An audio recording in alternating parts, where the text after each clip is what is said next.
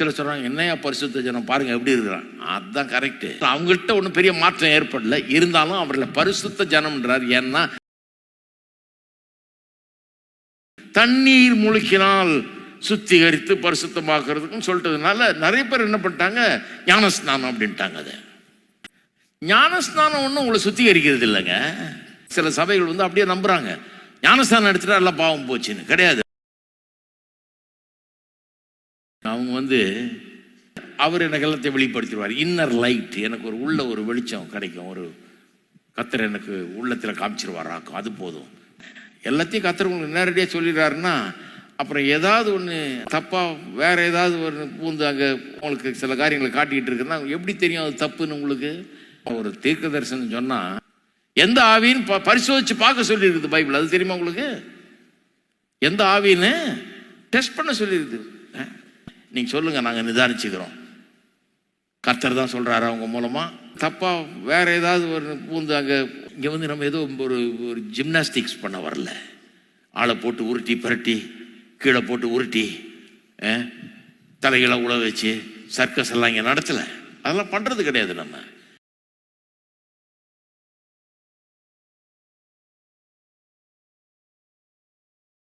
எபேசியர் 5ஆம் அதிகாரம் 25லிருந்து 33ஆம் வசனம் வரை கிறிஸ்தவ திருமண வாழ்க்கையை குறித்து போதித்து வருகிறோம்.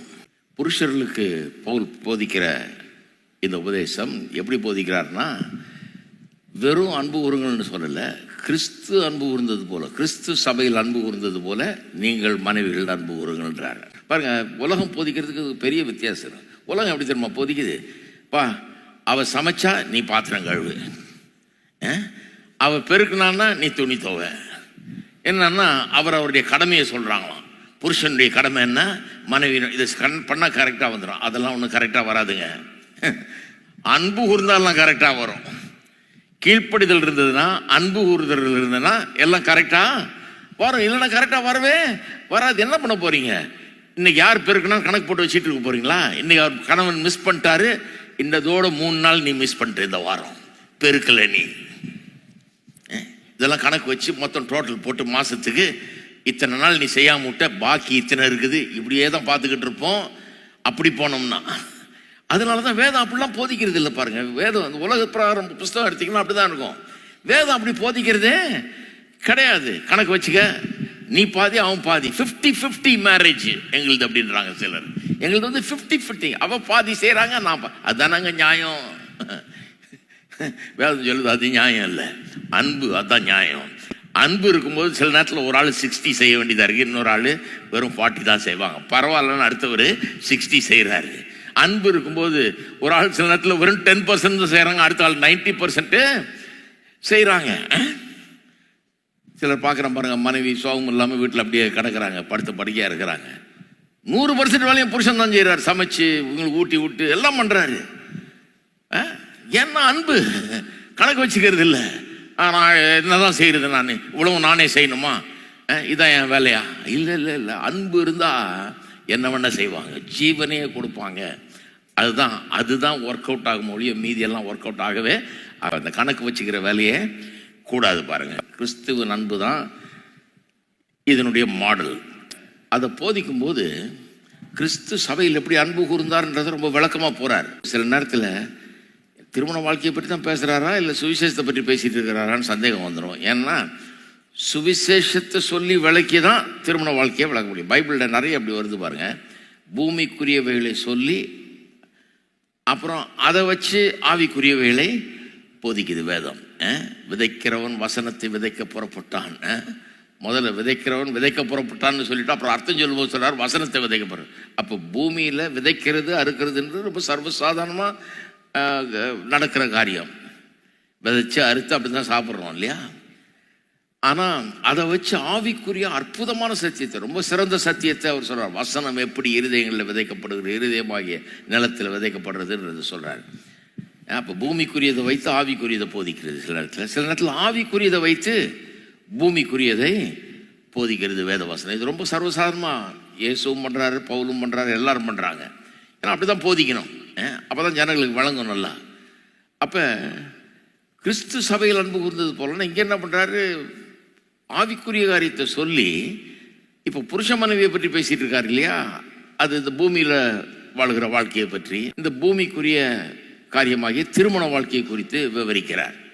அப்படி வர்றாரு. எவர்களை முன் குறித்திருக்கிறாரோ அவர்களை அழைத்திருக்கிறார், எவர்களை அழைத்திருக்கிறாரோ அவர்களை நீதிமான்களாக்குகிறார், எவர்களை நீதிமான்களாக்குகிறாரோ அவர்களை பரிசுத்தப்படுத்துகிறார், எவரை பரிசுத்தப்படுத்துகிறாரோ அவர்களை மைமைப்படுத்தவும் செய்கிறார். இந்த 5 காரியங்கள் ரோமர் 8ஆம் அதிகாரத்தில் சொல்லப்பட்டிருக்கு இல்லையா. இதெல்லாம் இந்த ரட்சிப்பு குறித்த முழுமையான உபதேசங்கள். அதில் இந்த 3 காரியம், நீதிமானாக்குகிறது, பரிசுத்தமாக்குகிறது, பிறகு மைமைப்படுத்துகிறது. இந்த 3 காரியம் கொண்டாடுறார் பவுல். இங்கே உள்ள திருமண வாழ்க்கைக்கு பொருத்தமான இந்த 3 காரியங்கள், ரட்சிப்பை குறித்த காரியங்களை இங்கே கொண்டாடுறார். சிலுவையில் மரித்தது நோக்கம் நிறைவேற வேண்டும்னால் வெறும் நீதிமானாக்கப்பட்டால் போதாது, அதை தொடர்ந்து நீங்கள் பரிசுத்தமாக்கப்படுதலும் உங்களுக்குள்ள நடக்க வேணும். அது தொடர்ந்து ஒரு நாள் மகிமைப்படுத்தப்பட வேண்டும். இது கிறிஸ்து பண்ணுகிற ஒரு காரியம். இது எல்லாம் ஒரு பேக்கேஜாக வருது, தனித்தனியாக வர்றதில்லை. இது ஒரு பேக்கேஜாக வருது. இது ஒன்று நடந்ததுன்னா அடுத்தது கண்டிப்பாக நடக்கும், அதுக்குள்ள அவர் நடத்துவார். இது பயங்கரமான ஒரு பைபிள் போதனை. அப்படின்னா என்ன அர்த்தம்? கண்டிப்பாக நடத்துவார்னா, நீங்கள் ரட்சிக்கப்பட்டிருந்தால், பாவம் மன்னிக்கப்பட்டு தேவனுடைய பிள்ளையாக நீங்கள் மாறி நீதிமான் ஆக்கப்பட்டிருந்தால், நான் சொல்லுகிறேன், நீங்கள் அந்த அடுக்கில் அசுத்தத்தில் வாழ விட மாட்டார்.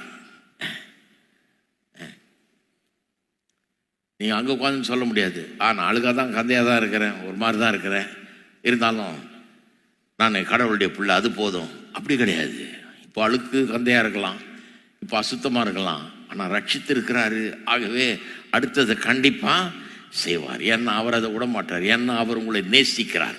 சப்போஸ் உங்கள் பிள்ளை வீட்டை விட்டு ஓடி போச்சு, பிச்சைக்காரனா ரோட்டில் உட்காந்துட்டு இருக்குது, ரோட்டில் படுத்து உருண்டு சாக்கடையில் உட்காந்து உடம்பெல்லாம் அழுக்காகி எல்லாம் இருக்குது, நீங்கள் தேடிட்டு வர்றீங்க, அலைஞ்சு தெரிஞ்சு உங்கள் பிள்ளைய தேடி கண்டுபிடிக்கிறீங்க, கண்டுபிடிச்சி வீட்டுக்கு கூப்பிட்டு வர்றீங்க. வீட்டுக்கு வந்து குளிப்பாட்டி சோப்பு போட்டு தேய்ச்சி இந்த அழுக்கெல்லாம் நீக்கி எல்லாத்தையும் கொண்டாந்து பண்ணி சட்டையை உடுத்தி அவனை கொண்டாந்து நடு வீட்டில் உட்கார வச்சு அழகு பார்க்குறீங்க. ஆனால் அது போதாது.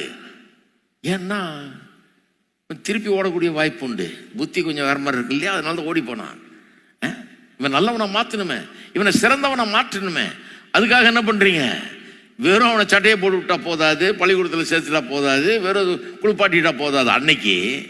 அதன் பிறகு தொடர்ந்து அவனை கூட வேலை செஞ்சு செஞ்சு செஞ்சு அவனை சிறப்பானவனாக, ரொம்ப நல்லா படித்தவனாக, அறிவுள்ளவனாக, ஆற்றல் உள்ளவனாக, வெற்றி பெறக்கூடியவனாக அவனை மாற்றுறீங்க இல்லையா.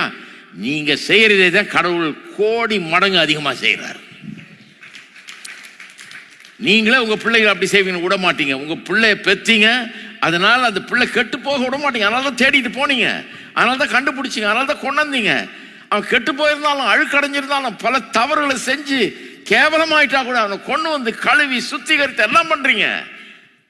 ஆனா உங்க ஆசை அதோட தீரலையே, அதுக்கு மேல பண்ணணும், இவனை வெற்றிகரமாக ஆக்கணும், இவன் எப்படியாவது காலேஜ் அனுப்பிச்சு படிக்க வைக்கணும், டிகிரி முடிக்கணும், இவன் நல்ல வேலையில சேரணும், இவன் நல்ல திருமணம் செய்து நாளைக்கு நல்ல ஒரு ஆளா உருவாகணும்னு ஆசைப்படுறீங்க இல்லையா. அதுல தப்பாது. போய் மீட்டு கொண்டு வந்தவங்க, கழுவுனவங்க, எல்லாம் பண்ணவங்க இதை பண்ண மாட்டீங்களா? கண்டிப்பா பண்ணுவீங்க. கண்டிப்பா அதை பண்றதுக்காக தானே கொண்டு வந்தீங்க. கூட்டு வெறும் சாப்பாடு போட்டு திருப்பி போய் அங்கே உருள் பெறலன்னு சொல்றதுக்கா கிடையாது. இதை பண்ணி அவனை மாற்றுறதுக்கு தான் நீங்க கொண்டு வந்தீங்க. அதைத்தான் இயேசுவும் பண்ணுகிறார் என்று வேதம் சொல்லுது. அவர் அவங்கள விடமாட்டார். உங்களை அவர் உங்களுக்காக மரித்தபடினால நிச்சயமா உங்களை பரிபூர்ணப்படுத்தாம விடுவது இல்லைன்னு அவர் கங்கணம் கட்டிட்டு இருக்கிறார். உங்களை பரிசுத்தமாக்காம விடுவது இல்லைன்னு கங்கணம், அதுக்காக தான் மரிச்சாரு. வெறும் பாவத்தை மன்னிக்கிறது இல்லை, கொண்டு வந்து உங்களை மாற்றி சுத்திகரித்து எல்லாம் பண்ணி பண்றதுக்காக. ஆகவே இதுதான் வேத வசனத்தின் போதனை. எத்தனை பேர் ஆண்டவராக இயேசு கிறிஸ்துவை ஏற்றுக்கொண்டு ரட்சிப்பை பெற்றிருக்கிறீங்க? கை வைத்து காமிங்க பார்ப்போம். சரி, நான் சொல்றேன், உங்க அத்தனை பேரையும் அவர் அன்பு கூறுகிறார். அவருடைய அன்பு எப்படிப்பட்டது? அதோட விட்டுற மாட்டாருங்க. உங்களை தேடி கண்டுபிடிச்சிட்டாரு, விட்டுற மாட்டார். நல்லா ஆக்காம விடவே மாட்டார். பாருங்க, போக போக போக எவ்வளோ சிறப்பானவர்கள் அவங்க மாற்ற, அவங்க வாழ்க்கையை மாற்றாமல் அவர் விடப்போவது கிடையாது. எப்படி அதை பண்றார் அப்படிங்கிறத பற்றி சொல்றாரு. ரட்சித்துட்டாருன்னா கண்டிப்பா பரிசுத்தமாக்குவாரு, பரிசுத்தமாக்கிட்டாருன்னா கண்டிப்பா மகிமைப்படுத்துவாருன்றாரு. எப்படி அதை பண்றாருன்றதை இங்க சொல்றாரு. ஏன்னா நீங்க எப்படி உங்க மனைவியிடம் நடந்து கொள்ள வேணும்ன்றது இதுல தான் போதிக்கிறார். பாருங்க, முதல்ல கிறிஸ்து என்ன பண்றாருன்னு பாருங்க, அப்பதான் நம்ம என்ன பண்ணணும்னு தெரியும். எப்படி பண்றாரு அதை? பரிசுத்தமாக்குதல் அப்படிங்கிற வார்த்தை எடுத்த உடனே நம்ம என்ன நினைக்கிறோம்? பியூரிஃபை பண்ணி சுத்திகரித்து சுத்தமாக்குறத பற்றி யோசிக்கிறோம் நம்ம, இல்லையா? ஆனால் வேத வசனத்தில் பரிசுத்தமாக்குதல்ன்றது ஒரு விதமான முதல் அர்த்தம் அதுக்கு ஒன்று இருக்குது. அது என்னன்னா, மோசே சீனாய் மலைக்கு போனார் இல்லையா?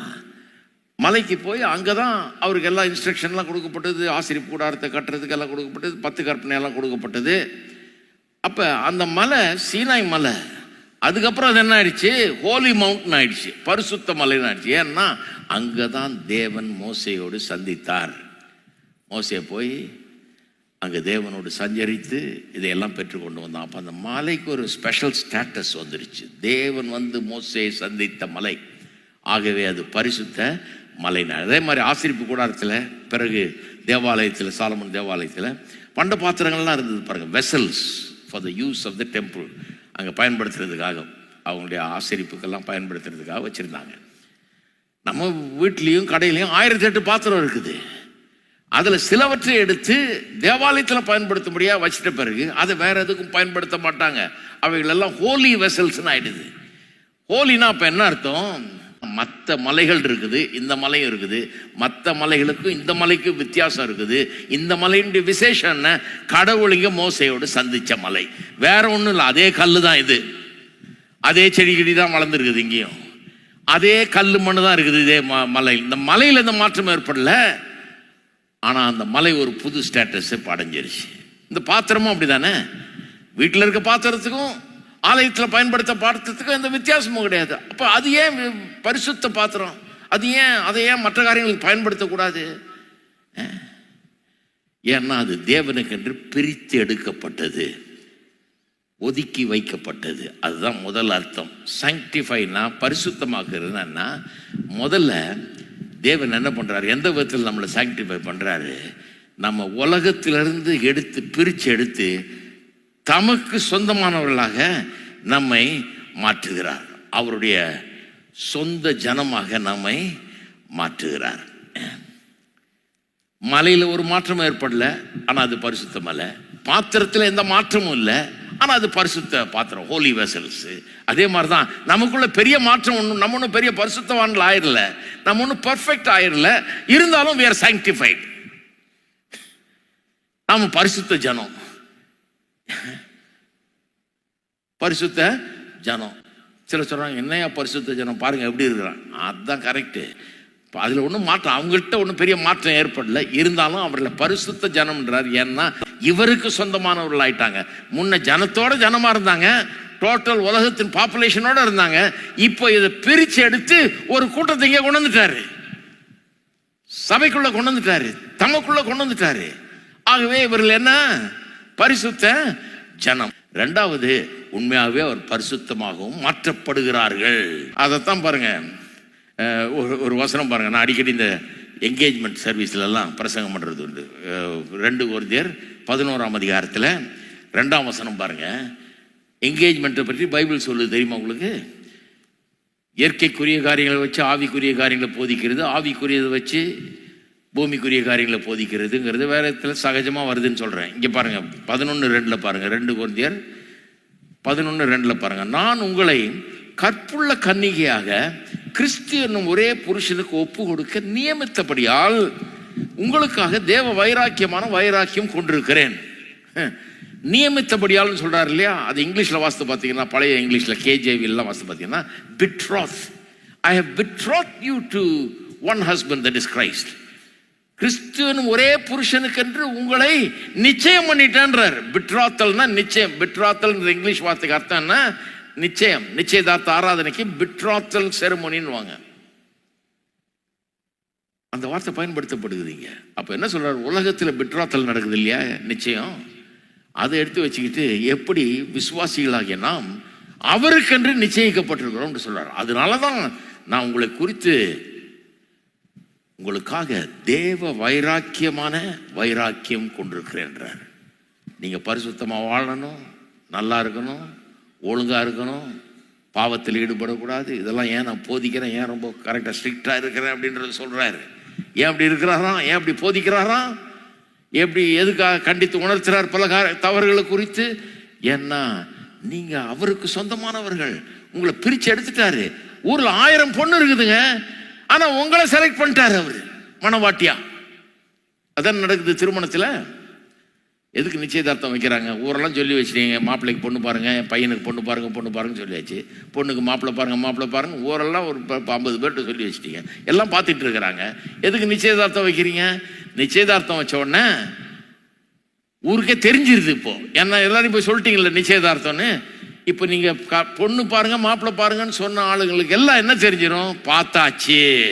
அதுக்கு தானே போய் பிரியாணி சாப்பிட்டு வந்தோம், அதுக்கு தான் நிச்சயதார்த்த விழாவுக்கு போயிட்டு வந்தோம். அதுக்கு நீங்க நிச்சயதார்த்தம் வைக்கலைன்னா அடுத்த நாள் ஃபோன் வந்துகிட்டு இருக்கும்.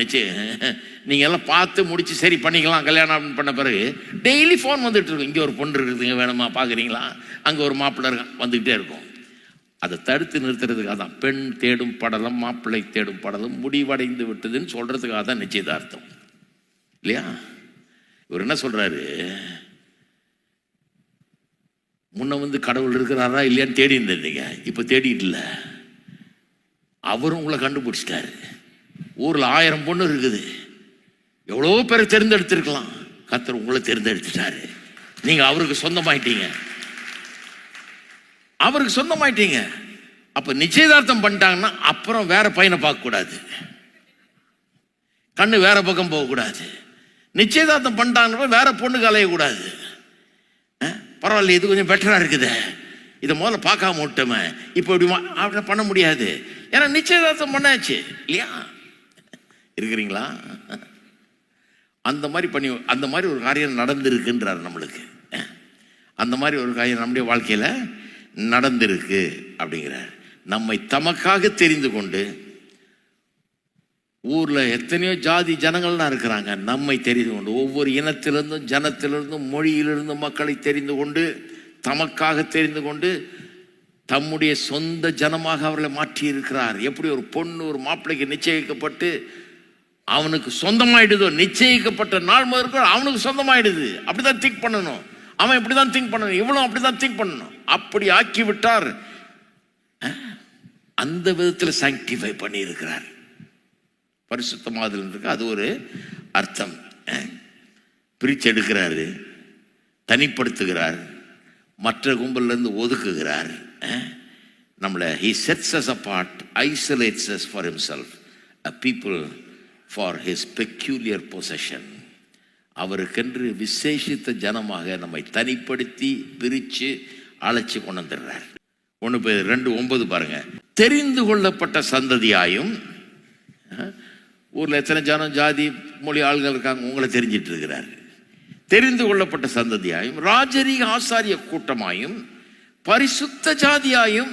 அப்படின்னு அந்த பரிசுத்த ஜாதினா என்ன? இவங்கெல்லாம் ரொம்ப எந்த தப்புமே இல்லை, உங்கள்கிட்ட அப்படியே சுத்திகரிக்கப்பட்டு அப்படியே ஹோலி ஆயிட்டாங்கன்னு அர்த்தமா? கிடையாது. பரிசுத்த ஜாதினா என்ன? அவங்கள்ட்ட இவங்களை தனிப்படுத்திட்டார், தமக்கு சொந்தமாக்கிட்டார். அதை சொல்றாரு பாருங்க. பரிசுத்த ஜாதியாயும் அவருக்கு சொந்தமான ஜனமாயும் இருக்கிறீர்கள். அப்புறம் 11ஆம் வசனத்தில் சொல்றாரு பாருங்க. பிரியமானவர்களே, அவர்களை பார்த்து சொல்றாரு, இப்போ கர்த்தருக்கு சொந்தமான ஜனங்களை பார்த்து சொல்றாரு, அந்நியர்களும் பரதேசிகளுமாய் இருக்கிற நீங்கள் ஆத்மாவுக்கு விரோதமாய் போர் செய்கிற மாம்ச இச்சைகளை விட்டு விலகி சொல்றாரு. முன்ன அதை சேர்ந்தவங்கள, அந்த பொது ஜனத்தை சேர்ந்தவங்களா இருந்தீங்க, இப்போ தேவனுடைய விசேஷத்தை ஜனமாயிட்டீங்க. இப்போ ஆத்மாவுக்கு விரோதமாய் போர் செய்கிற மாம்ச இச்சைகளை விட்டு விலகுங்கள்ன்றார். இங்க உலகத்திலிருந்து நம்ம பிரிக்கப்பட்டிருக்கோம். அதனால அந்நியர்கள் பரதேசின்றார். உலகத்துக்கு நம்ம அந்நியர்கள், உலகத்துக்கு நம்ம பரதேசிகள், ஃபாரினர்.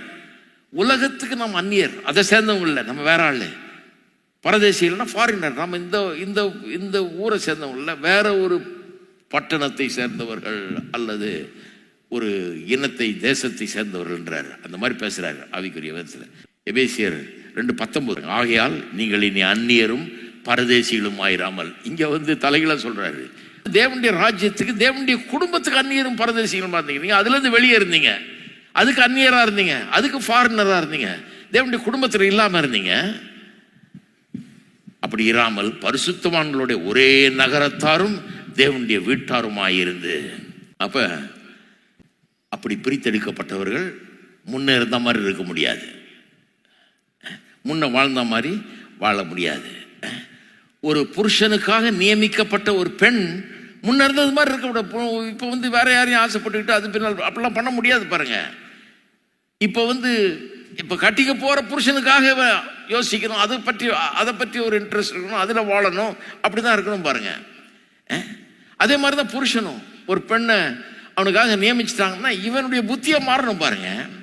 இவளுக்குன்னு தன்னுடைய மனதை ஈடுபடுத்தி கொள்ள வேண்டும். ஏன்னா இவளை செலக்ட் பண்ணிட்டான், இவளை தனக்குன்னு தெரிந்து கொண்டு விட்டான். இந்த விதத்தில் இவன் அவளுக்கு சொந்தமானவனாக மாறிட்டான், அவ இவனுக்கு சொந்தமானவனாக மாறிட்டான். வேற எங்கேயும் யாரும் நுழைய முடியாது. இப்படிதான் சபையை கிறிஸ்து பார்க்கிறார். இப்படிதான் புருஷனும் மனைவியை பார்க்க வேண்டும், தனக்கு சொந்தமானவள் என்று பார்க்க வேண்டும்.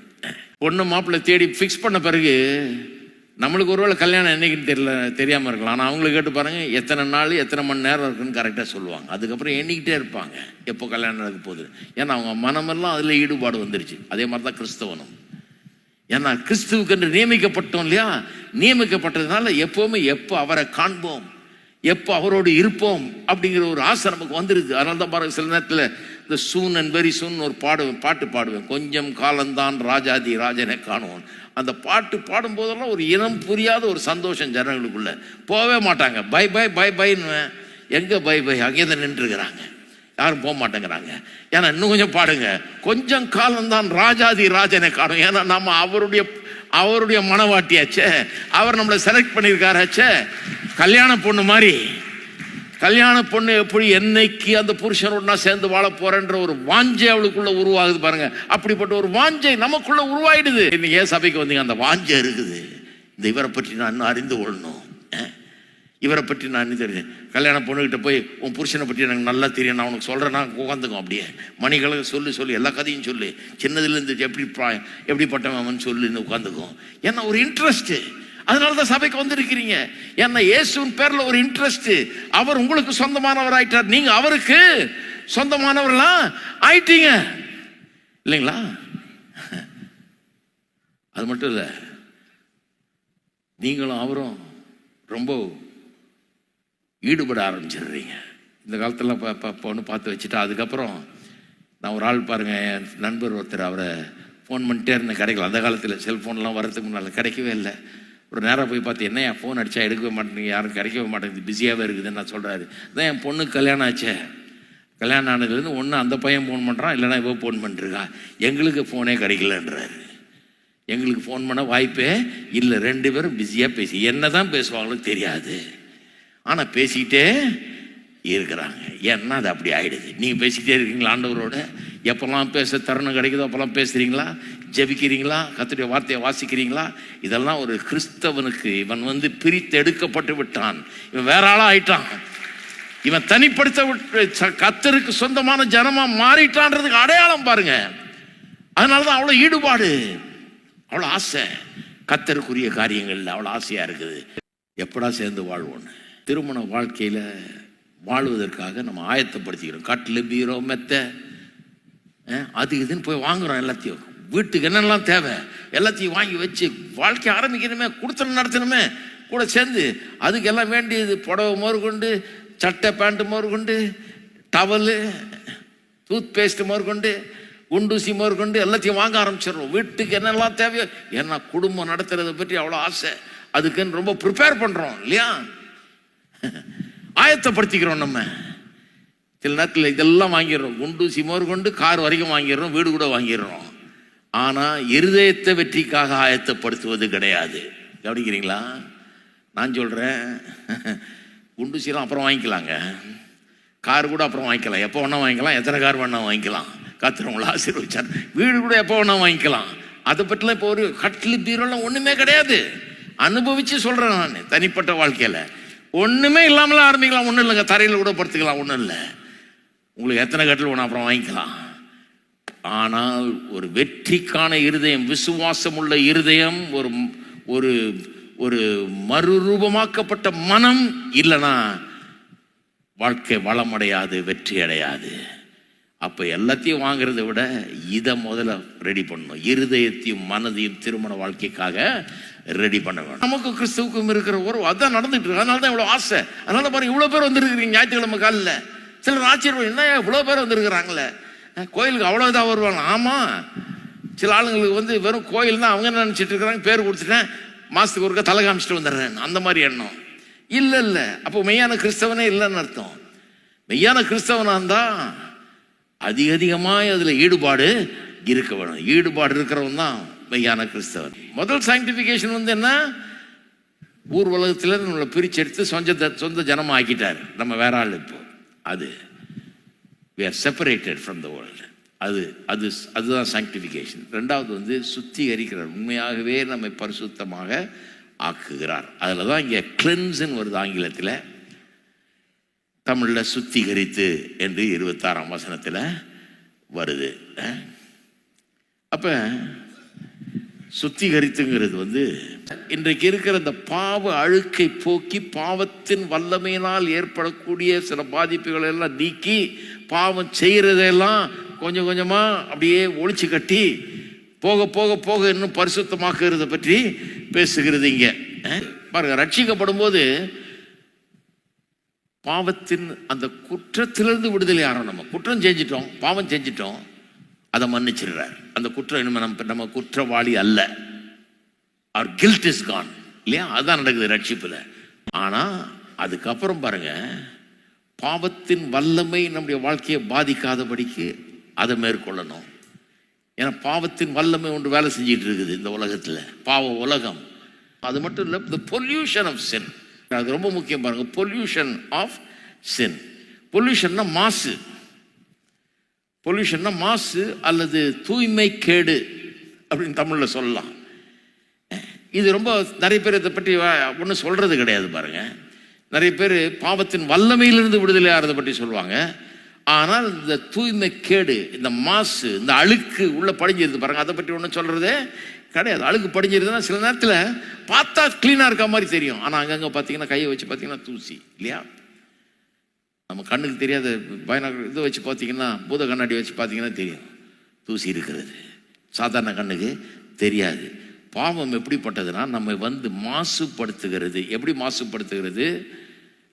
கிறிஸ்டியன் டாக்டரினில் டோட்டல் டிப்ராவிட்டின்னு ஒரு டாக்டரின் இருக்குது. அது என்னன்னா, மனுஷன் சுத்தமாக கெட்டு போயிட்டான், எவ்வளோ மோசமாகணுமோ அவ்வளோ மோசமாயிட்டான்னு அர்த்தம் கிடையாது. டோட்டல் டிப்ராவிட்டி தான். டோட்டல் டிப்ராவிட்டினா அவனுடைய வாழ்க்கையின் எல்லா அம்சங்களும் பாவத்தினால் தொடப்பட்டு மாசுபட்டிருக்கிறது. பாவம் தொடாத ஒரு அம்சம் கிடையவே கிடையாது. மனதை தொட்டு, எண்ணத்தை தொட்டு, உள்ளத்தை தொட்டு, விருப்பங்களை தொட்டு, யோசனைகளை தொட்டு, எல்லாத்தையும் தொட்டுருச்சு. திருமண வாழ்க்கையை தொடுது. பாவம் வந்துருச்சுன்னா எல்லாத்தையும் தொடுது. பாருங்க, சுத்தமா ஆள ஆவி, ஆத்மா, சரீரம் எல்லாவற்றிலையும் கெடுக்குது, நாசமாக்குது. அவனை தொடாத ஒரு பகுதி கிடையவே கிடையாது. அதுதான் டோட்டல் டிப்ராவிட்டின்னு போதிக்கிறாங்க. அதாவது அவன் எவ்வளோ மோசமாகணுமோ அவ்வளோ மோசமாயிரல. என்ன சொல்றது டோட்டல் டிப்ராவிட்டி? டோட்டல்னா என்ன? எது டோட்டல்? அவனுடைய எல்லா அம்சங்களும் பாவத்தினால் பாதிக்கப்பட்டிருக்கிறது. இதனுடைய இந்த பாதிப்பை சரிப்படுத்தணும். இதை பற்றி நிறைய பேர் ஒன்றும் சொல்றதே கிடையாது. அதான் பவுல் சொல்றாரு பாருங்க, ரோமர் 7:18 சொல்றாரு, அது எப்படி எனில் என்னிடத்தில், அதாவது என் மாம்சத்தில் நன்மை வாசமாக இருக்கிறது இல்லை என்று நான் அறிந்திருக்கிறேன். என் மாம்சத்தில் நன்மை வாசமாக இல்லை என்று நான் அறிந்திருக்கிறேன். அதுதான் பொல்யூஷன். அவர் பாவத்தின் வல்லமையை பற்றி பேசல, பொல்யூஷனை பற்றி பேசுறார். அப்ப நாம் வந்து பாவத்தின் குற்றம் மன்னிக்கப்பட்ட போதாது, அதன் வல்லமையிலிருந்து விடுவிக்கப்பட்டா கூட போதாது. அந்த டெரிபிள் பொல்யூஷன் ஆஃப் சின், இந்த பாவத்தின் மாசு, அழுக்கு அங்கங்கே போய் எல்லாத்தையும் தொட்டு தொட்டு தொட்டு அங்கங்கே கோளாறு இருக்குது பாருங்க. இந்த கம்ப்யூட்டரில் டஸ்ட்டு பூந்துருச்சுன்னா எங்கே இருக்குன்னு தெரியாது, போய் கோளாறு ஆகிடும், பிரச்சனை ஆகிடும் பாருங்க. ஏன்னா ஒன்றும் இல்லை, டஸ்ட்டு போனதுனால பிரச்சனை. அந்த மாதிரி பாருங்க, அதையெல்லாம் சரி பண்ணணும் பாருங்க. அதை பற்றி தான் அதைத்தான் இங்கே பண்ணுறாரு அவர். சுத்திகரித்துனா அந்த மாதிரி சுத்திகரிப்பு, அந்த மாதிரி கிளீனிங் ஒன்று நடக்கிறது. சோர்ஸ்லேயே பிரச்சனை. கனடா தேசத்தில் நிறைய பேர் ஒரு ஊரில் செத்துக்கிட்டு இருந்தாங்களாம் பாருங்கள். ஒரு டாக்டர் அம்மா அனுப்பிச்சிருக்காங்க, போய் பாரு என்னன்னு. கவர்மெண்ட்டு போய் பார்த்தா அந்த அம்மா சொன்னிச்சா, தண்ணியில் ஏதாவது பிரச்சனை இருக்கான்னு பாருங்கள். எங்கேருந்து வருது தண்ணினா, மலை மேலேருந்து வருதுனால போய் அங்கே செக் பண்ணுங்கள், அங்கே ஏதாவது இந்த தண்ணிக்கு ஏதாவது கேடு நடந்திருக்கான்னு பாருங்கன்னா போனால் 4 பன்னி செத்து கிடக்குதாங்க. ஒரு அந்த மலையில் அப்படியே தண்ணி வந்துக்கிட்டு இருக்குது, ஒரு படல் மாதிரி இருக்குது, ஒரு பள்ளம் மாதிரி இருக்குது, அது வழியாக வருது. அந்த பள்ளத்தில் 4 பன்னி கிடக்குதான் செத்து. ஊரில் நிறைய பேர் செத்துக்கிட்டு இருக்கான், வியாதியாக இருக்கிறான், ஜுரம் வருது, அது வருது. அதை எடுத்துட்டு அதை சுத்தம் பண்ணாங்க, எல்லாம் சரியாக போச்சு. சோர்ஸ் எங்கிருந்து வருதோ அங்கேயே கெடுத்துருது. உள்ளம், இருதயம், மனது எல்லாத்தையும் அழுக்குப்படுத்துது, பாவம் கெடுக்கிறது பாருங்க. இதுல இருந்து சுத்திகரிக்க வேணும், அதை செய்யறாராம். அப்ப அது எப்படி செய்யறாரு, எந்த விதத்தில் அதை செய்யறாருங்கிறதையும் சொல்றாரு. வேதவசனம் நமக்கு திட்டவட்டமா சொல்லுது பாருங்க. 5ஆம் அதிகாரத்தில் எபேசியர்ல பாருங்க 26ஆம் வசனம். நாம் அதை திருவசனத்தை கொண்டு, எல்லாம் சொல்லுங்க, திருவசனத்தை கொண்டு. இந்த அடுத்து வர்ற லைன் தான் கொஞ்சம் கன்ஃபியூஷன். தண்ணீர் முழுக்கினால் சுத்திகரித்து பரிசுத்தமாக்குறதுக்கும் சொல்லிட்டதுனால நிறைய பேர் என்ன பண்ணிட்டாங்க, ஞானஸ்நானம் அப்படின்ட்டாங்க. அதை ஞானஸ்நானம் ஒன்றும் உங்களை சுத்திகரிக்கிறது இல்லைங்க. ஞானஸ்நானத்தினால் நீங்கள் சுத்திகரிக்கப்படுறது இல்லை. ஞானஸ்நானம் ஒரு நீங்கள் கழுவப்பட்டிருக்கிறீர்கள் என்பதுக்கு அடையாளம். ஞானஸ்நானம் அது உங்களை சுத்திகரிக்கிறது இல்லை. அது சுத்திகரிச்சிருதுன்னா வேற ஒன்றும் தேவையில்லையே. நீங்கள் பாவங்களற கழுவப்பட்டிருக்கிறீர்கள் அப்படிங்கிறதுக்கு ஒரு அடையாளம். அது அந்த வேலை தான் உங்கள்கிட்ட நடந்திருக்குது. ஏற்கனவே உங்கள் பாவத்தை எல்லாம் மன்னிச்சிருக்கிறாரு, குற்றத்தை மன்னிச்சிருக்கிறாரு, நீக்கி இருக்கிறாரு, இப்பவும் சுத்திகரித்து கொண்டிருக்கிறாரு. அவருடைய வேலை உங்களுக்குள்ள நடக்குது என்பதற்கு இந்த ஞானஸ்நானம் அடையாளமாய் இருக்கிறது. அதனால அதை ரொம்ப கவனிக்காம நிறைய பேர் அந்த டைரக்ஷன்ல போயிடுறாங்க. சில சபைகள் அப்படியே நம்புறாங்க, ஞானஸ்தானம் எடுத்துட்டா எல்லாம் பாவம் போச்சுன்னு. கிடையாது. பாவம் போனதுனால தான் ஞானஸ்தானம் எடுக்கிறீங்க. பாவத்திலிருந்து கழுவப்படுறீங்க. தேவனுடைய ஆவியானவர் உங்களுக்குள்ள அந்த வேலையை செஞ்சுக்கிட்டு இருக்கிறார் வசனத்தை கொண்டு. ஞானஸ்தானம் அதுக்கு அடையாளமா இருக்குது. தலையில புரிஞ்சு கூடாது பாருங்க. திருவசனத்தை கொண்டு, எல்லாம் சொல்லுங்க, திருவசனத்தை கொண்டு. திருவசனத்தை கொண்டு, கர்த்தர் வசனத்தை கொண்டு தான் பண்றாருங்க. எல்லாத்தையுமே கர்த்தர் வசனத்தை கொண்டு தான் பண்றாரு. ஆவியானவர் வசனத்தை கொண்டு தான் நம்ம மாற்றுகிறார், நம்ம சுத்திகரிக்கிறார், நம்ம பரிசுத்தமாக்குறாரெல்லாம் பண்றாரு பாருங்க. குவேக்கர்ஸ் அந்த காலத்தில் ஒரு குரூப் இருந்தது பாருங்க. அவங்க வசனத்தை விட்டுட்டாங்க. ஆவியானவரை அவர் எனக்கு எல்லாத்தையும் வெளிப்படுத்திடுவார். இன்னர் லைட், எனக்கு ஒரு வெளிச்சம் கிடைக்கும், ஒரு கர்த்தர் எனக்கு உள்ளத்தில் காமிச்சிருவாராக்கும், அது போதும், வசனம் எதுக்கு அப்படிங்கிற மாதிரி போயிட்டாங்க. இன்னைக்கும் சிலர் அந்த குவேக்கர் மாதிரி ஆளுங்க இருக்கிறாங்க பாருங்க. அவங்க எல்லாமே கர்த்தர் எனக்கு சொல்லிடுவாருன்ற மாதிரி போறாங்க. வசனத்துக்கு அவ்வளோ முக்கியத்துவம் கொடுக்கறது கிடையாது. ரொம்ப டேஞ்சர். எல்லாத்தையும் கர்த்தர் உங்களுக்கு நேரடியாக சொல்லிடுறாருன்னா அப்புறம் ஏதாவது ஒன்று அங்கே தப்பாக நீங்கள் புரிஞ்சுக்கிட்டீங்கன்னா, அல்லது தப்பாக வேறு ஏதாவது ஒரு பூந்து அங்கே உங்களுக்கு சில காரியங்களை காட்டிக்கிட்டு இருக்குன்னா எப்படி தெரியும் அது தப்புன்னு உங்களுக்கு? வசனத்தோடு அது ஒத்து போலன்னா அது தப்பு. வசனத்தை வச்சு தான் உங்களுக்கு கிடைக்கிற வெளிப்பாடே கரெக்டாங்கிறத நீங்கள் முதல்ல சொல்ல முடியும். கர்த்தர் உங்களை ஒரு ஆவியானவர் நடத்தலாம் உங்களை, ஆனால் ஆவியானவர் தான் நடத்தினாரா? எந்த ஆவின்னு பரிசோதிச்சு பார்க்க சொல்லியிருக்குது பைபிள், அது தெரியுமா உங்களுக்கு? எந்த ஆவின்னு டெஸ்ட் பண்ண சொல்லியிருக்குது. கேட்டால் ஒரு தீர்க்க தரிசனம் சொன்னால் மற்றவர்கள்லாம் அதை நிதானிக்கணும்னு இருக்குது. யாராவது பண்ணுறாங்களா? யாரும் பண்ணுறதே கிடையாது. நீங்கள் சொல்லுங்கள், நாங்கள் நிதானிச்சுக்கிறோம். கர்த்தர் தான் சொல்கிறாரா அவங்க மூலமாக?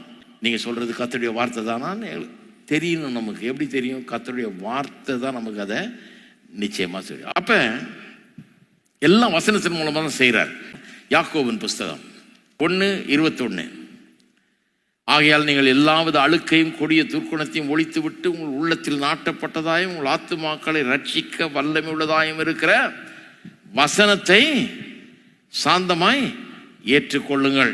நம்மை சத்திய வசனத்தினாலே ஜனிப்பித்தார். எப்படி நம்மளை மறுபடியும் பிறக்க செய்தார்? எப்படி மறுபிறப்பு நமக்கு உண்டாச்சு? சத்திய வசனத்தினாலே. 1 பேதுரு 1:23 பாருங்க. எண்ணத்திலானில் ஒருவன் திருவசனத்தை கேட்டும் அதன்படி செய்யாதவனால் கண்ணாடியிலே தன் சுவாப முகத்தை பார்க்கிற மனுஷனுக்கு ஒப்பாய் இருப்பான். வசனத்தை கேட்டதன்படி செய்யாதவன், சும்மா கேட்டு போகிறவன் எப்படி இருக்கான்? கண்ணாடியில் முகத்தை பார்க்குறான், தலை சீவி இல்லை, முகம் இதாக இருக்குது, அழுக்காக இருக்குது, எல்லாம் பார்க்குறான். ஆனால் அதை பற்றி ஒன்றுமே செய்கிறது இல்லை. அவன் தன்னைத்தானே பார்த்து விடமிட்டு போன உடனே தன் சாயல் என்னது என்பதை மறந்து விடுகிறான். சுவாதீன பிரமாணம் ஆகிய பூரண பிரமாணத்தை உற்று பார்த்து அதில் நிலைத்திருக்கிறவனே கேட்கிறதை மறக்கிறவனாயிராமல் அதற்கேற்ற கிரியை செய்கிறவனாயிருந்து தன் கிரியில் பாக்கியவனாயிருப்பான். இப்போ வசனத்தை கேட்குறீங்க, கேட்ட உடனே அது கண்ணாடியில் பார்க்குற மாதிரி முகத்தை, உங்களுக்குள்ள என்ன பிரச்சனைங்கிறதெல்லாம் தெரியுது, எதை மாற்றணும்னு தெரியுது. பிரசங்கம் கேட்கும்போது, கர்த்தருடைய வார்த்தையை கேட்கும்போது என்ன கோளாறு என்கிட்ட அப்படின்றது புரியுது நமக்கு. அதை சரிப்படுத்துகிறோம்.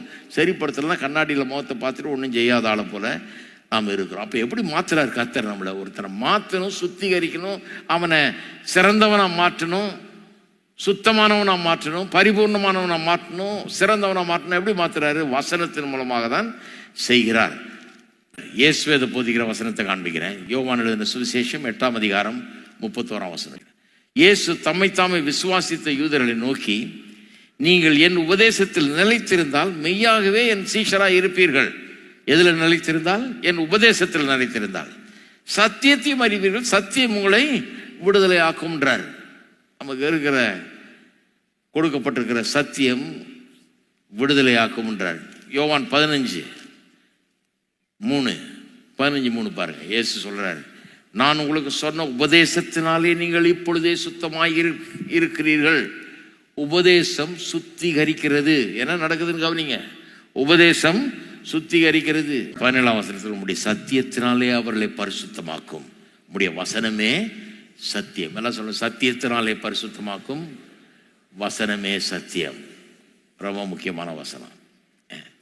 அப்ப என்ன அற்புதமான ஒரு காரியம்! கர்த்தருடைய வார்த்தை, நீங்கள் கேட்கிற அந்த கர்த்தருடைய வார்த்தை உபதேசம், உபதேசிக்கப்படுகிற காரியங்கள் வேத வசனத்திலிருந்து கொடுக்கப்படுகிற விளக்கமான இப்படிப்பட்ட போதனைகள் லேசானது கிடையாது. பாருங்க, இங்கே நம்ம ஏதோ ஒரு ஜிம்னாஸ்டிக்ஸ் பண்ண வரல.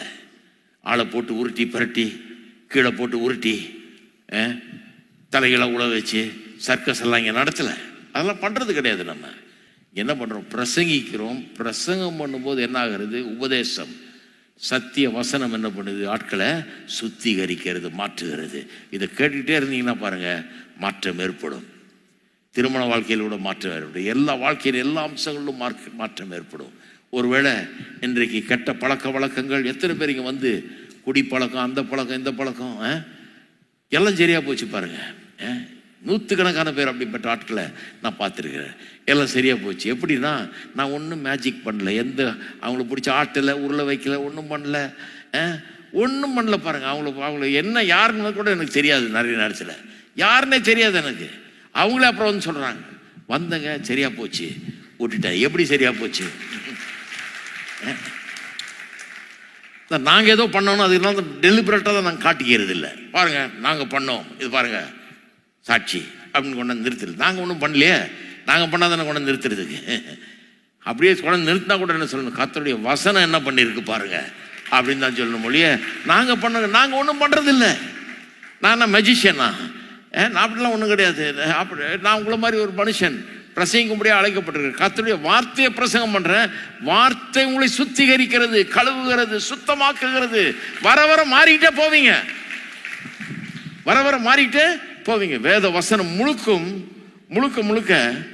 அப்படிப்பட்ட ஒரு எஃபெக்ட் நமக்குள்ள உண்டாக்குறது. பழைய ஏற்பாடாக இருந்தாலும் சரி, புதிய ஏற்பாடாக இருந்தாலும் சரி, எல்லாம் கர்த்தருடைய வார்த்தை அப்படிப்பட்ட ஒரு வித்தியாசத்தை நமக்குள்ள உண்டு பண்ணுகிறது. அப்ப இதெல்லாம் ஏன் சொன்னேன்? கடைசியாக இதை சொல்லி முடிச்சிடுறேன். இதெல்லாம் வாசிக்கும் போது எனக்கு என்ன தெரியுது? புருஷன் எப்படி இருக்கணும் தெரியுமா? புருஷனுடைய குவாலிட்டி என்னவா இருக்கணும் தெரியுமா? கர்த்தருடைய வார்த்தையிலே அவன் உறுதியாக இருக்க வேண்டும். ஒரு வெற்றிகரமான குடும்பத்தை நடத்தக்கூடிய ஒரு நல்ல புருஷனாக இருக்கணும்னா கர்த்தருடைய வார்த்தை நல்லா தெரிஞ்சிருக்கணும். ஏன்னா இந்த வார்த்தையை கொண்டு தான் தன்னுடைய குடும்பத்தை நல்லா நடத்த முடியும் அவனுக்கு. இயேசு எப்படி அப்படியே வார்த்தையை கொண்டு நம்ம பரிசுத்தமாக்கி எப்படி மகிமை உள்ளவர்களாக நம்மளை மாற்றார், அதுபோல் அவன் கட்டின மனைவியை கொண்டு வந்து கர்த்தருடைய வார்த்தையை அவளுக்கு காண்பித்து, வார்த்தையை பிரசங்கிக்கிற சபைக்கு கொண்டு போய் அங்கே காண்பிச்சு, 2 பேரும் சேர்ந்து வசனத்தை ஆராய்ஞ்சு படித்து அதை பற்றி தர்க்கித்து அதை பற்றி விவாதித்து இன்னும் அதிகமாக நல்லா புரிந்து கொண்டு இப்படியே போகும்போது என்ன ஆகுறது, உங்கள் மனைவியை அவங்க அப்பா வீட்டில் இருந்தது காட்டிலும் இப்போ சூப்பர் ஆக்கிடுறீங்க. மனைவியை கல்யாணம் பண்ணிட்டு வந்தால் எப்படி வந்தாங்களோ அதை விட அருமையானவர்களாக மாற்றுறது தான் புருஷனுடைய வேலை. யாரும் ஆமேன்னு சொல்ல. கல்யாணம் பண்ணிட்டு வந்தா அவங்க அப்பா வீட்டிலேருந்து வந்த மனைவி வந்து எங்கள் அப்பா விட தேவலாம் போல இருக்கு அப்படின்னு சொன்னால் நல்ல புருஷன் இல்லைன்னு அர்த்தம், புருஷன்ட்டு ஏதோ மிஸ்ஸிங்னு அர்த்தம். அப்பா வீட்டில் இருந்ததை காட்டிலும் இங்கே சூப்பராக மாறி பிரமாதமாக மாறி ஒரு பெரிய மாற்றம் ஏற்பட்டு ஒரு ஆவிக்குரிய பெண்ணாக அவள் உருவாகும் போது அந்த புருஷன் நல்ல ஒரு ஆவிக்குரிய புருஷன் என்று சொல்லலாம். அப்போ நிறைய பேர் என்ன பண்ணுறது, அவங்க வந்து மனைவியை ரொம்ப ஒரு பெரிய முக்கியமாக நினைக்க, நீ வீட்டில் நான் போய் பார்த்துட்டு வந்துடுறேன் அப்படின்றது. அப்படி இருக்கிற புருஷர்களும் இருக்கிறாங்க சில இடங்களில். இப்போ நிறைய புருஷர்கள் எப்படின்னா, இந்தியாவில் நான் பார்த்த வரைக்கும் ஒருத்தர் சொன்னார் என்கிட்ட, இந்த ஆவிக்குரிய டிபார்ட்மெண்ட்டை என் ஒய்ஃப் கிட்ட கொடுத்துட்டேங்க நான் என்றார். என்ன டிபார்ட்மெண்ட்டை கொடுத்தீங்கன்னு, அவள் எங்களுக்காக பைபிள் வாசித்து நல்லா ஜெபம் பண்ணி எல்லா உபவாச கூட்டத்துக்கும் போய் எல்லா முழு இரவுக்கும் போய் எங்களுக்காக நல்லா வேண்டிக் கொள்கிறாங்க, அதனால தான் அந்த குடும்பமே நல்லா இருக்குது. அவள் தான் எங்கள் குடும்பத்துக்கு ஆவிக்குரிய ஒரு இதாக இருக்கிறா அப்படின்றாரு. அதனால தான் குட்டி சவராக போகிறது பாருங்க. இவரை பண்ண சொன்னால் அந்த மாட்ட டிபார்ட்மெண்ட்டை கொடுத்துட்டேன்றாரு. இவர் என்ன சொல்கிறார், நான் பைபிளை படிக்க வேண்டியது அவள் தான் படிச்சிடுறாள், நான் ஜெபம் பண்ண வேண்டியதில் அவள் தான் பண்ணிடுறாள், எல்லாம் அவள் பண்ணிடுறான், கோயில் கூட அவள் தான் போயிடுறான். நீங்கள் சர்ச்சஸில் பாருங்கள், நிறைய பெண்கள் சைடில் தான் நிறைய உட்காந்துருப்பாங்க, ஆண்கள் சைடு காலியாக இருக்கும். ஆண்கள்லாம் இவங்களை இறக்கி விட்டு போய் பார்பர் ஷாப்பில் முடி வெட்டிட்டு உடுப்பி ஹோட்டலில் போய் நல்லா சாப்பிட்டுட்டு நண்பர்களை பார்த்து சந்திச்சு பேசிட்டு இங்கே பிரசங்க யாரு ஆசீர்வாதம் கூறுவார் பாருங்க, அப்போ வந்து தலையை அப்படி உள்ள நீட்டுவாங்க. ஏன்னா அந்த ஆசீர்வாதத்தை வாங்கிக்கிறதுக்கு. நான் அதுக்கு தான் ஒரு கிரிக்கெட் பேட்டை வச்சுக்கணும்னு நினைக்கிறேன். பாதியா தலையை நீட்ட பொட்டுன்னு ஒன்று போடணும் தலைக்கு. என்ன ஆசீர்வாதத்தை வாங்குறீங்க, இதுதான் புருஷனா? அப்புறம் குடும்பம் என்னன்னு பாருங்க ஐயா, அவருக்கு அப்படி வாய்க்குதுங்க. மனைவி அமைவதெல்லாம் மொத்த சொல்றாரு. ஆமா ஆமா, உலகம் நல்லா புரிஞ்சிருக்கு, உலகத்தின் தத்துவம் புரிஞ்சிருக்குது, உலகத்தின் லாஜிக்கெல்லாம் நல்லா, பைபிள் தான் புரியல. பைபிளை கேட்டால் தானே புரியும். மனைவி அமைவதில்லை, நீங்க அமைத்து கொள்ள வேண்டும். கல்யாணம் பண்ணி எப்படி கொண்டாந்தாலும் உங்க கையில் இருந்து கிறிஸ்து எப்படி சபையை ஒரு யூஸ்லெஸ் இருந்த ஆட்களை கொண்டாந்து, கெட்டு போன ஆட்களை கொண்டாந்து, பாவிகளை கொண்டாந்து ரட்சித்து பரிசுத்தமாக்கி கரை இதரை முதலான ஒன்று இல்லாம பிழையற்ற மகிமையுள்ள சபையா மாற்றாரோ, அதுபோல நீங்க என்ன பண்ணுங்க, உங்க மனைவியை கொண்டு வந்து கல்யாணம் பண்ணி கொண்டு வந்து அப்படி மாற்றுவதற்கான வேலையை கர்த்தருடைய வார்த்தையை வச்சு செய்யுங்க. அப்ப என்ன பண்ணணும், நல்ல வசனத்தை போதிக்கிற ஒரு சபைக்கு செல்ல வேண்டும். பைபிளை நீங்கள் நல்லா படிக்கணும், நல்லா தெரிஞ்சுக்கணும், அதை ஃபாலோ பண்ணணும், அதை ரொம்ப முக்கியமாக நினைக்கணும். வீடுகளில் அது பேசப்பட வேண்டும். வெறும் கோயிலுக்கு வர்றப்ப கேட்டால் போதாது, வீட்டில் அதை பேசணும். பாருங்க, எனக்கெல்லாம் அப்படி தான் இன்ட்ரெஸ்ட் உண்டாச்சு. எங்கள் வீட்டில் எப்போ பார்த்தாலும் இதை பற்றி பேசிகிட்டு இருப்பாங்க. சாப்பிடும்போது பெரிய இது நடக்கும், விவாதம் நடக்கும். சில உபதேசங்களை பற்றியெல்லாம் பேசி மணிக்கணக்கில் பேசிகிட்டு இருப்போம் நாங்கள் இதை பற்றி. இப்படி தான் எனக்கு ஒரு இன்ட்ரெஸ்ட். பைபிள் என்ன சொல்லுது அப்படிங்கிறது ரொம்ப முக்கியமாக இருக்குதுன்றதை நம்ம எப்படி காமிக்கிறோம், அதை பற்றி எடுத்து பேசி விளக்கி சொல்லி டவுட்டை கிளியர் பண்ணி அப்படி தான் போகிறோம். அப்போ புருஷன் அப்படி இயங்கும்போது வசனத்தை வைத்து கொண்டு எல்லாத்தையும் பாலிஷ் பண்ணி சரி பண்ணி கொண்டு போகும்போது அவன் இப்போ கிறிஸ்துவை போல இருக்கிறான். ஏன்னா கிறிஸ்து அப்படி தான் பண்ணிட்டு இருக்கிறார். கிறிஸ்து வசனத்தை கொண்டு நம்மை சுத்திகரித்து பரிசுத்தமாக்கி கொண்டு இருக்கிறார். நான் சொல்கிறேன், அதைத்தான் புருஷன் வாழ்நாள் முழுக்க செய்கிறான். உங்களுடைய மனைவி இருக்க வேண்டிய விதத்தில் இல்லை, உங்களுடைய புருஷன் இருக்க வேண்டிய விதத்தில் இல்லை. இப்போ நீங்கள் 2 பேருமே கிறிஸ்து மாதிரி ஆகி இருக்க வேண்டிய விதத்துக்கு மாறும்படியாக ஒருவருக்கொருவர் உதவி செய்ய வேண்டும். அதுதான் திருமண வாழ்க்கை. ஆமென்.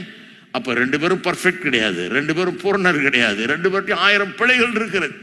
பிழையற்றவர்களாக மாறுறதுக்கு, கரைதரை முதலான எல்லாம் அகன்று போகிறதுக்கு வேண்டிய எல்லாத்தையும் செய்யணும். எப்படி செய்ய முடியும்? கர்த்தருடைய வசனம். ஒரு குடும்பத்தில் கர்த்தருடைய வசனம் முக்கியமாக இருக்குமானால் அவங்க ரொம்ப பர்ஃபெக்டா இல்லாமல் இருக்கலாம், ஆனால் போக போக போக போக சிறந்து விளங்குவார்கள், வெற்றி அடைவார்கள் என்பது முக்கியம். இந்த வார்த்தைகள் உள்ளத்திலே பதியட்டும் கர்த்தாவே, உள்ளத்தில் ஆழமாய் செல்லட்டும்.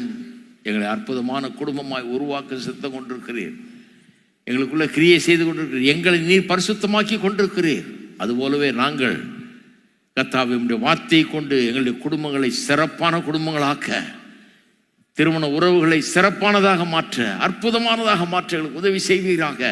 கிறிஸ்துவை போல நாங்கள் குடும்பத்தில் இயங்க புருஷர்களுக்கு உதவி செய்வீராக.